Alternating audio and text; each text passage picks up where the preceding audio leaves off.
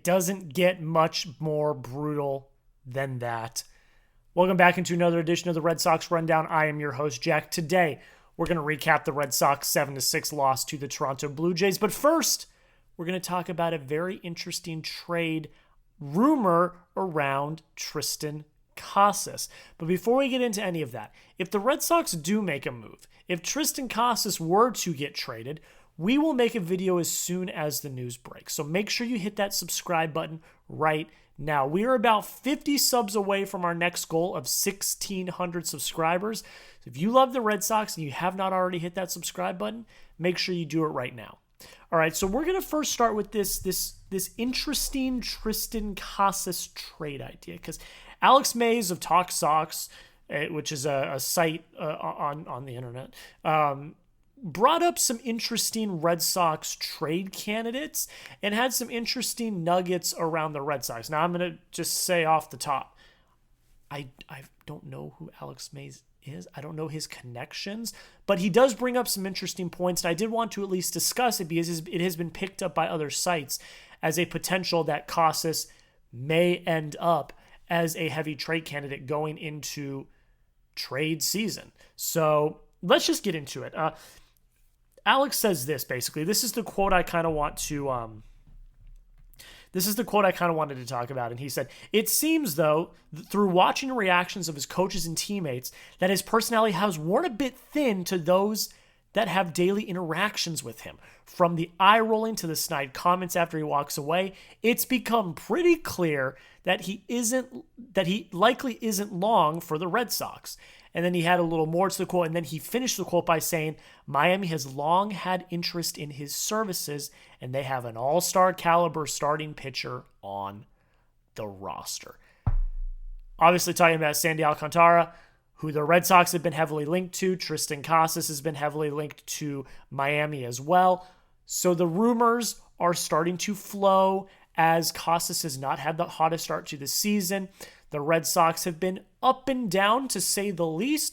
And so, of course, until Casas proves that he is this certifiable slugger that can hit at the heart of the lineup and hit 40-plus home runs every year, he's always going to be on the trade block. He is one of the most divisive players in all of baseball. You either love him or you hate him. And I don't think the Netflix doc did him any favors for his critics. I think if you didn't like him, you probably didn't like him after the Netflix doc. And I think if you did like him, you probably liked him even more. But it did not do him any favors trying to bring over his critics. It did not do that. So it's an interesting thing to talk about because Casas' season has not started off hot. He's hitting below 200. He's only had a few home runs to start the season, and he has been by far the worst hitter on this team that's not named Ceddanne Rafaela or Carlos Narvaez.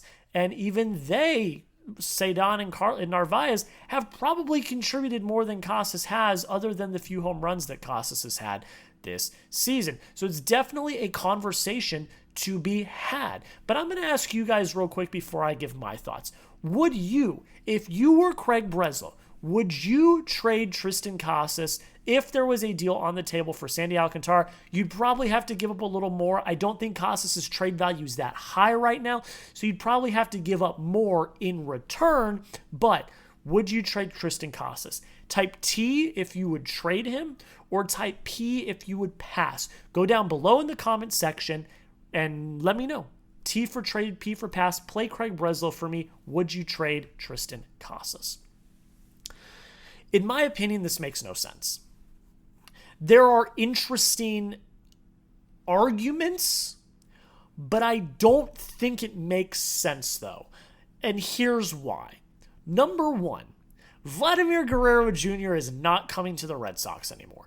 It was a more tangible thing to talk about in the offseason, a Triston Casas trade, because there was always the thought of, well, the Red Sox are probably going to be one of the favorites, if not the favorite, to land Vladimir Guerrero Jr. in the 2025 to 2026 offseason. But now that Vladdy is tied up to that huge extension he signed with the Blue Jays, he's no longer on the market. So that is one of your biggest barriers out the window. You kind of need Casas to work now because you don't really have a backup plan in Vladimir Guerrero Jr. Number 2, he is your best option at first base, both offensively and defensively. I know Romy Gonzalez has hit well this year, but he's not an everyday major league player, let alone your everyday first baseman. I don't think that makes any logical sense. When Casas is on, he can be one of the best first basemen in all of baseball. And while he's had a very slow start to the season, as of late, he's started to heat up. He has been ticking his OPS up slowly but surely. And even Alex Cora, a week ago on the 23rd of April, kind of echoed the sentiments that I just said. Here's what Cora said on, I believe it was WEEI, when he was asked about Triston Casas. He said, "We believe in Triston. And when the process is the right one, that the process is swing at strikes, do not chase, you're gonna be okay. But mechanically, he's been a little bit off. He's been working hard with hitting coach Pete Fatsi and the group. And hopefully that swing yesterday, on the 22nd, is the beginning of something great." And I agree with Cora. It's little mechanical adjustments because he's had a lot of loud outs this year. Yes, he's struck out a lot. He's had a lot of outs. But as of late, he's had a lot of loud outs. As he's starting to come into himself and starting to get a feel back to the ball, you're starting to see him have more success. And that is a great sign. Was it an incredibly slow start? Yes. But he is starting to come around, and we have seen that. So I don't know why we are jumping on the you gotta trade Triston Casas bandwagon. I get that people that don't like him are going to want him gone. I understand that. He's a highly divisive character within the Red Sox organization. But you cannot doubt the potential. You cannot doubt the potential high ceiling that he has. I think he's got an incredibly high ceiling. I've been saying it since this offseason. I wouldn't have traded him this offseason, even with the potential of Vladimir Guerrero Jr. coming in. I would not have done it because I think the potential is so big, and I think it's there. And I think that if he can, tap into what we know he already has with the power and with him able to control the zone, I think that he's going to be very successful. He controls the zone better than most people in all of baseball. And yes, he does strike out. And yes, he's had some mechanical issues. But I think when he's on and when he gets hot and streaky, he can be one of the best hitters in all of baseball. So personally, I would not trade Triston Casas. Sandy Alcantara, yes, it's a very attractive trade target. But I would not give up your potential 40 home run a year first baseman. Now, yes, it's all, we are projecting out and we don't know for a fact, and he could completely flame out. I don't believe that, though. I will continue to buy my Triston Casas stock, and I will continue to be on the side of Triston Casas. But you let me know. Do you want Casas to stay on the Red Sox? If you do, like the video for me. I think there are people that legitimately like Casas and want him to stay on the team. I am one of them.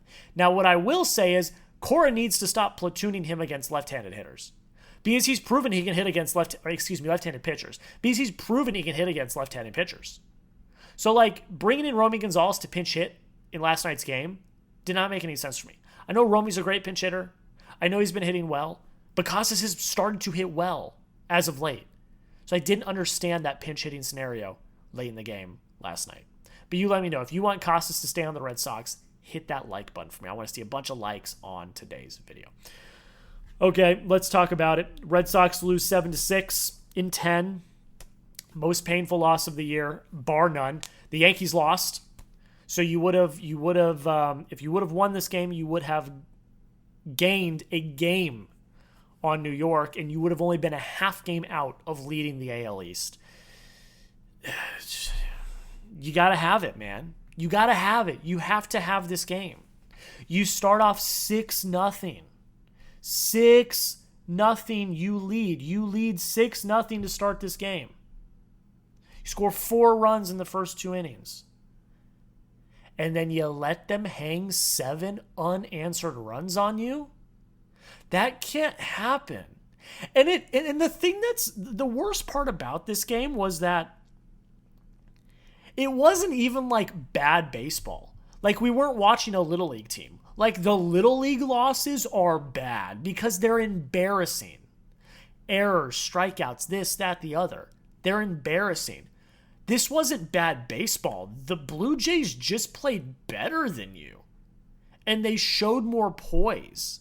Like, it hurts because you played a good game. 6 runs on most nights is going to win you the ball game. Lucas Giolito, for 5 2/3 innings, pitched a dominant baseball game. It was that third of an inning for him where he gave up 3 runs and he absolutely lost it that ruined it for the Red Sox. Giolito threw a good game. 6 innings, 5 hits, 3 earned runs, 2 walks. He struck out 7. He was painting the zone for a majority of this game. But it was that third of an inning in the 6th, that last third of an inning, that absolutely tanked it for him. But that's a good outing for him. You know, he goes away with nothing, no decision, no win, no loss, no nothing. But he pitched a damn good game, except for that third of an inning. Like, he looked really dominant. And it just kind of sucks because this game really put a damper on his debut. Because he hasn't pitched, OB said, in almost 600 days. And for him to come out and dominate like he did was really great. But then you lose in the fashion that you do, and it stings. Grade Lucas Giolito's outing for me. A, B, C, D, or F. Let me know down below in the comments. I gotta give it a B minus because with 2 outs in the 6th, I was ready to give this an A. But then he lost his composure could not end the 6th inning without giving up 3 runs. But at the end of the day, it was good hitting by the Blue Jays. There's nothing to do. He left pitches over the plate. So bad locations. But for a majority of the game, he was absolutely painting up the plate. So it's unfortunate. A, B, C, D, or F, let me know in the comment section. Grade Lucas Giolito's first outing with the Boston Red Sox. Bullpen. This one hurts as well because Garrett Whitlock comes in, gives up 4 hits, 3 earned runs. The 3-run home run to Anthony Santander to tie up the ball game. I love Garrett Whitlock. I think he's pitched so well this year. He was my reliever of the year candidate this year for the Red Sox, and he imploded tonight. He didn't look good tonight. And that's not his fault. Everyone's going to have a bad game. You cannot expect these relievers to be absolute ice, in their veins all season long. They're going to have a bad game here or there, but this was it was so unfortunate for him to blow the save, give up the 3-run home run to Santander. It just didn't work for him tonight. He just didn't pitch well, and it just is what it is. Aroldis Chapman comes in the 9th, 1K, perfect inning, nothing more you could ask for. And then Slayton comes in, gives up a hit to Alejandro Kirk, got the 2 walks, and then the walk-off from Alejandro Kirk. Again, it's just like, with no outs, the first batter flies out. Vladdy tags up a bold tag up from Vladimir Guerrero Jr. If the throw from Cedon did not hit him in the back of the leg, he would have been thrown out. It's just unlucky, man. That's just baseball. The Blue Jays played a damn good game. They did. They executed when they needed to. They had the clutch hits, and the Red Sox just didn't. And that's kind of where I'm going to end it with the lineup. The lineup played a good game. 6 runs in most games is going to win you the baseball game. But tonight, just a few home runs by the Blue Jays, some timely hitting just ruins it for the Red Sox. Jarren Duran goes 2 for 4. He had a good night. Didn't strike out. Devers went 2 for 5 with an RBI. He had 2 doubles tonight. He looked good at the plate. Alex Bregman went 1 for 4. He had a home run. 2 strikeouts. Don't love to see that. Trevor Story had a bad night. 0 for 5 with a strikeout. That's not great. Wilyer Abreu went 1 for 3. He walked twice. Did strike out once, though.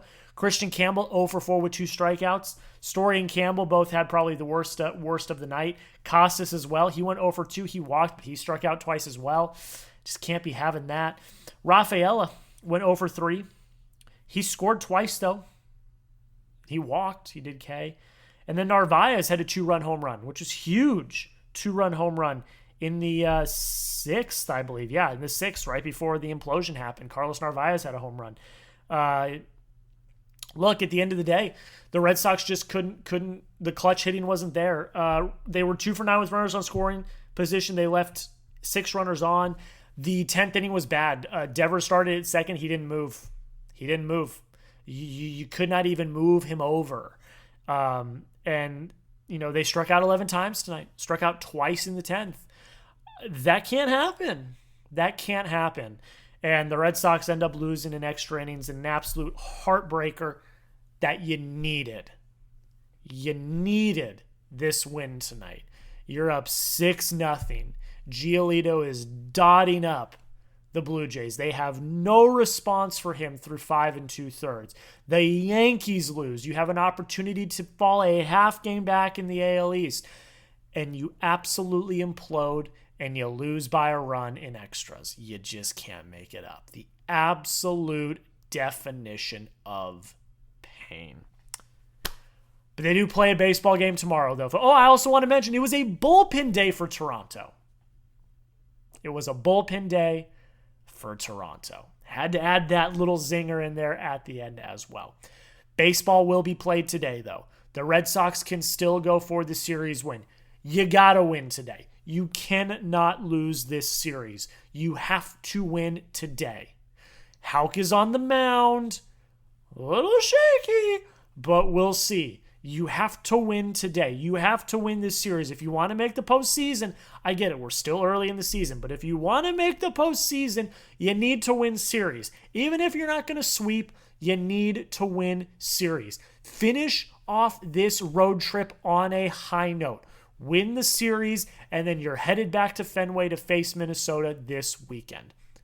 That's it. We're going to have another recap for you guys tomorrow night. If you want the latest Red Sox trade rumors, injury news, recaps for all 162 games, make sure you hit that subscribe button. Again, 50-ish subs away from our goal of 1,600 subscribers.